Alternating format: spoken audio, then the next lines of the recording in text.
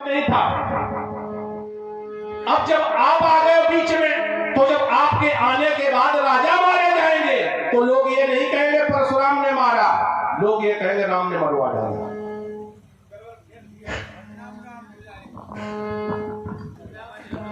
सुन मुन बचन लखन मुस्काने, बोले परशुधर अपमाने।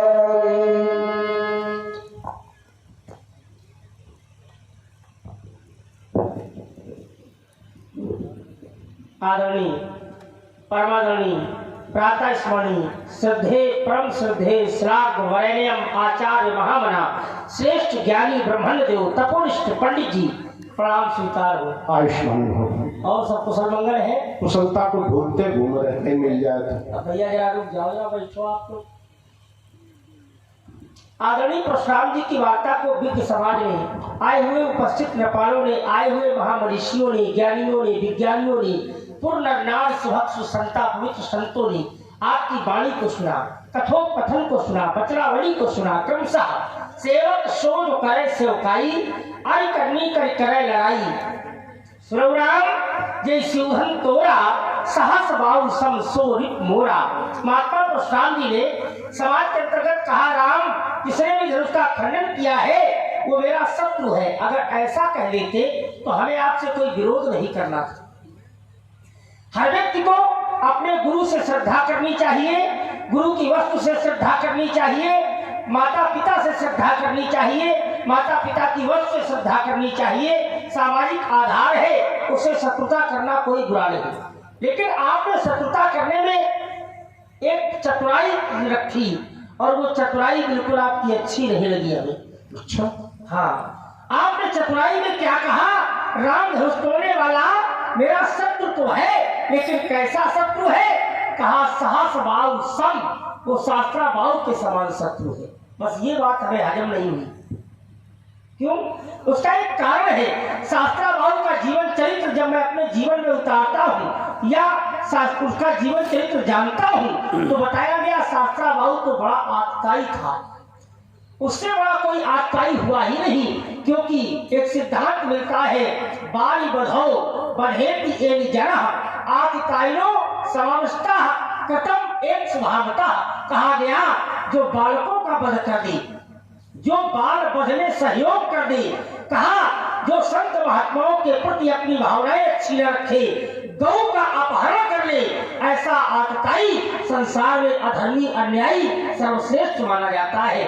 ऐसा महापुरुषों का कथन है। तो मैंने ये जान लिया कि उसने अपने जीवन काल में दत्तात्रेय जी से वरदान प्राप्त किया, भुजाएं मिल गई तो अहंकार में आकर के समुद्र के वेग को रोक दिया।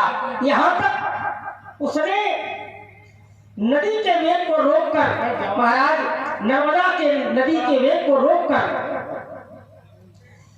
एक नहीं अनेक महात्माओं के आश्रमों को समाप्त कर दिया। न जाने कितने साधु संतों को कष्ट देते हुए अंत में आपके परिवार पर हावी हो गया। याद नहीं है आपको? वो आपके परिवार पर पहुंच गया, आपके पिता के आश्रम से गाय का हरण कर लिया, यहाँ तक अपने बालकों के सहयोग से आपके पिता का वध करवा दिया। तो महाराज जब इतना बड़ा आतताई, इतना बड़ा अत्याचारी, और आज उसका वध आपने किया था और आज धनुष तोड़ने वाले को आपने उसके समान में कह दिया। यद्यपि धनुष तोड़ने वाले की ओर जब मैं देखता हूँ तो धर्मात्मा है, धनुष तोड़ने वाला नम्र है, धनुष तोड़ने वाला विद्यावान है, धनुष तोड़ने वाला गुणवान है, धनुष तोड़ने वाला माता पिता गुरु की आज्ञा को मानकर अपने जीवन को यापन करने वाला है। और इसका प्रमाण ये है, जिस समय धनुष तोड़ने की आज्ञा दी गई तो सुन गुरु वचन चरण सिर नावा, हृदय में हर्ष विषाद न कछु उर आवा। ऐसा पावन पुनीत कार्य करने के लिए धनुष तोड़ने वाला आगे बढ़ा और किया क्या? मेटहु तात जनक परितापा, राजा जनक योगी जनक के हृदय का परिताप दूर कर दिया, दुख दूर कर दिया। और आप अन्यायी से उसकी समानता कर रहे हैं, अधर्मी से उसकी समानता कर रहे हैं, पापाचारी से उसकी समानता कर रहे हैं। भाई ये बात हमारे को समझ में नहीं है। एक बात आप लोग विचार करें, सोना है धनुष तोड़ने वाला, खरा सोना। गुरु आज्ञा से धनुष का खंडन किया है, अपनी इच्छा से नहीं किया, अपने मन से नहीं किया। अगर खरे सोने को आग में तपा दो तो खरा सोना कभी दुखी नहीं होता। उसको पीटो काटो तो उसको कष्ट नहीं होता, आभूषण बना दो तो उसको कष्ट नहीं होता। कष्ट तो उसे तब होता है जब उसे भुंचुल के साथ तोड़ा जाता है। सोने को कष्ट तब होता है जब उसे भुंचुल के साथ तोड़ा जाता है। तो आज तुम्हारे द्वारा जो तौल की गई है सहस बाहु समसूर मोरा, ये तौल अच्छी नहीं है। मैं चाहता हूँ कि इसमें सुधार किया जाए, इसको सुधार दिया जाए तो बड़ा अच्छा होगा, अन्यथा आपका जीवन घातक भी हो सकता है।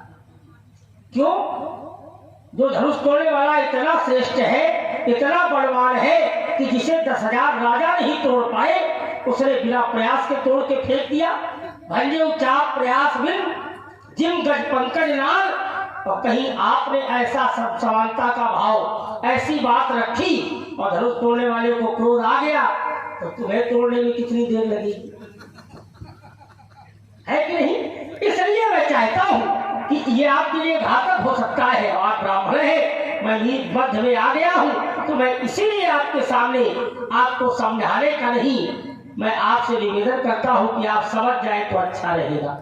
अब कहीं बात टूटने की, तो हाथ तो एक टूटा है और ये संसार है, यहाँ तो सबको मरना ही है भाई। चाहे बहाना कोई बने, लेकिन मरना सबको है।